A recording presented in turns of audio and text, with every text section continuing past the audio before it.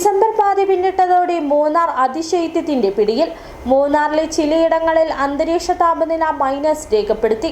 ചിലയിടങ്ങളിൽ അന്തരീക്ഷ താപനില 0 രേഖപ്പെടുത്തി. വരും ദിവസങ്ങളിൽ അന്തരീക്ഷ താപനില ഇനിയും താഴുമെന്നാണ് പ്രതീക്ഷ.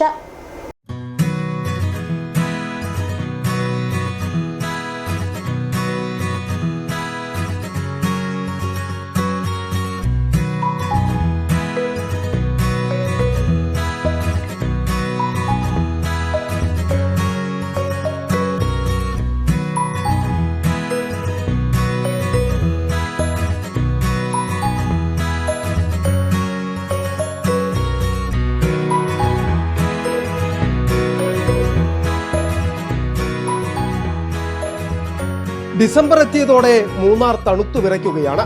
മൂന്നാറിൽ ദിവസവും അന്തരീക്ഷ താപനില താഴേക്ക് പോകുന്ന സ്ഥിതിയുണ്ട്. മൂന്നാർ സെവൻമല സെക്ഷനിൽ അന്തരീക്ഷ താപനില -1 ഡിഗ്രി രേഖപ്പെടുത്തി. ചെണ്ടുവാര, സൈലന്റ് വാലി, നല്ലതണ്ണി തുടങ്ങിയ വിവിധ ഇടങ്ങളിൽ അന്തരീക്ഷ താപനില 0-ലെത്തിയിട്ടുണ്ട്. மூணாரில் பனிக்காலம் தொடங்கிருச்சு. பாருங்கள், நடையார் எஸ்டேட்டுக்கு போகிற வழியில் பனி பறந்து கிடக்கு. டீ தேலையை ஃபுல்லாக பனி தான். கீழே புல் எல்லாமே பனி படர்ந்து எல்லாமே பனி தான். இன்னும் நமக்கு 3 മാസത്തേക്ക് ഫുള്ളാக മൂന്നാറിലെ പനിക്കാലം தான்.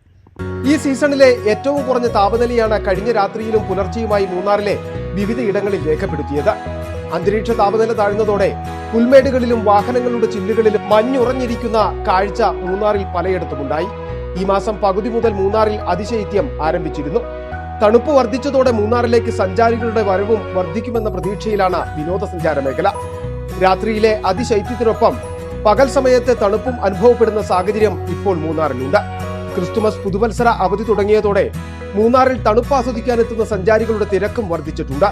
ഇത് വിനോദസഞ്ചാര മേഖലയ്ക്കും വിനോദസഞ്ചാര മേഖലയെ ആശ്രയിച്ച് ജീവിക്കുന്ന ആളുകൾക്കും വലിയ പ്രതീക്ഷ നൽകുന്നു. വരും ദിവസങ്ങളിൽ മൂന്നാറിൽ അന്തരീക്ഷ താപനില താഴുവാനാണ് സാധ്യത. City vision, Munnar.